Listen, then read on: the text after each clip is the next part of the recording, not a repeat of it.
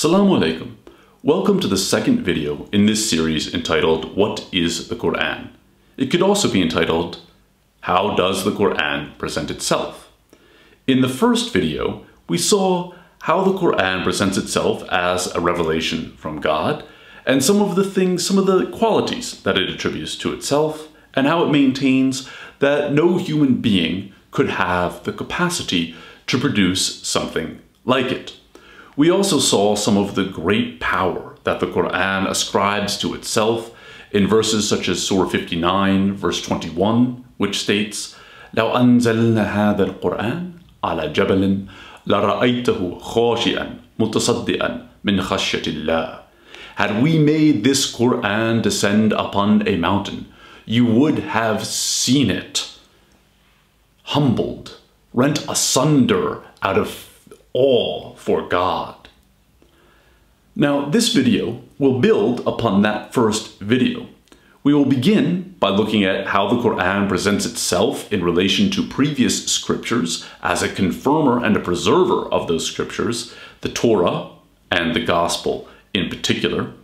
And then we'll look at how the Quran builds upon that to talk about some of the qualities that it ascribes to itself and to previous scriptures, such as illuminating, clarifying, guiding, and healing. As regards the relationship with previous scriptures, the Quran says of itself, وَهَذَا كِتَابٌ أَنزَلْنَاهُ مُبَارَكٌ مُصَدِّقُ الَّذِي بَيْنَ يَدَيْهِ. This is a blessed book that we have sent down, confirming what was before it. Likewise, Surah 3, verses 3 and 4 state, نَزَّلَ عَلَيْكَ الْكِتَابَ بِالْحَقِّ مُصَدِّقًا لِمَا بَيْنَ يَدَيْهِ وَأَنزَلَ التَّوْرَاةَ وَالْإِنْجِيلَ مِنْ قَبْلُ هُدًى لِلنَّاسِ وَأَنزَلَ الْفُرْقَانَ. That is, in English, He sent down the book upon you in truth, confirming what was before it, and He sent down the Torah and the Gospel before, as guidance for mankind, and He sent down the criterion, which is the Furqan, and that is interpreted as being one of the names of the Quran, something that we'll cover in a later video. Now here in verses 692 and verse 3:3, the phrase what was before, ma bayna yaday, is understood as referring to previous scriptures, and that is to all previous revelation. In this vein, what we see is that the Quran is stating, or what scholars say, is that the Quran presents itself as preserving the fundamental teachings of the previous revelations. Confirming previous revelations is in fact a function that the Quran ascribes to all prophets in relation to those prophets and those revelations that came before them. As in Surah 5, verse 46, when it states, and in their footsteps, meaning in the footsteps of previous prophets, we sent Jesus, the son of Mary, confirming the Torah that had come before him, and we gave him the gospel, wherein is guidance and light, confirming the Torah that had come before him as guidance and as an exhortation to the reverent, al-muttaqeen. The Quran goes somewhat further in describing the relationship between the Quran and previous scriptures. 2 verses later, in verse 48 of Surah 5, when it states, وَأَنزَلْنَا إِلَيْكَ الْكِتَابَ بِالْحَقِّ مُصَدِّقًا لِمَا بَيْنَ يَدَيْهِ مِنَ الْكِتَابِ وَمُهَيْمِنٍ عَلَيْهِ.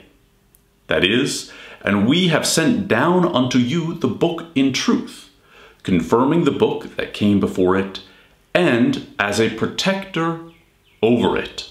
The Quran as a confirmer and protector of previous scriptures talks about other functions that it fulfills and that other scriptures fulfill.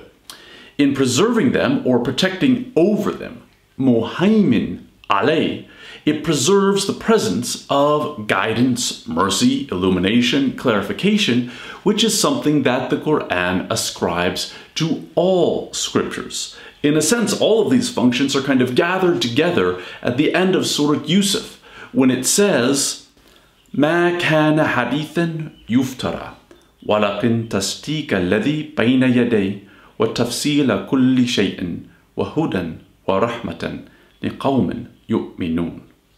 It is not a fabricated account, rather it is a confirmation of that which came before it, an elaboration of all things and guidance and mercy for people who believe. That the Quran preserves, protects, and confirms previous scriptures means that it also preserves some of the things that previous religious communities are accused of having obscured from their scriptures or of having forgotten. This again occurs in Surah 5, here in verses 15 and 16, when it states, O people of the book, our messenger has come to you, making clear to you much of that which you once hid of the book, or here of Scripture, and pardoning much.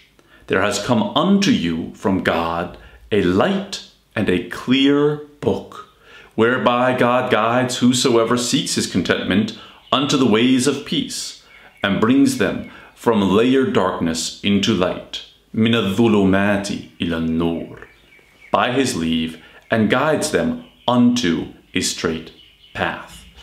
Such verses bring out three other fundamental functions that the Quran attributes to itself and indeed to all revelation. That is, illuminating and clarifying or making clear and guiding. That the Quran makes clear or is a clarifying book is something that is found throughout. For example, the Quran refers to itself as the clear book, al-kitab al-mubin, or more literally, the book that makes clear, in 7 different verses. In 2 verses, it refers to itself as Qur'an mubin, a clear Quran. In 1 verse, it refers to Nur mubin, a clarifying light. And in 4 different verses, the Quran says that the Prophet has come with al-balagh al-mubin, that is, the clear proclamation, or the proclamation that makes clear. In this vein, some scholars have said that one of the central verses of the Quran is Surah 16, verse 89, which states, وَنَزَّلْنَا عَلَيْكَ الْكِتَابَ تِبْيَانًا لِكُلِّ شَيْءٍ وَهُدًى وَرَحْمَةً وَبُشْرًا لِلْمُسْلِمِينَ. That is, we have made the book descend upon you as a clarification, tibyanan, for all things, and as guidance, mercy, and glad tidings for the Muslims, those who submit. As alluded to in Surah 5, verses 15 and 16 that we mentioned before in the video, the Quranic function of making clear is also related to the function of bringing light or of illuminating. This is found, for example, in the first verse of Surah 14, which states, Kitabun anzalnahu ilayka لتخرج الناس من الظلمات إلى النور بإذن ربهم إلى الصراط العزيز الحميد.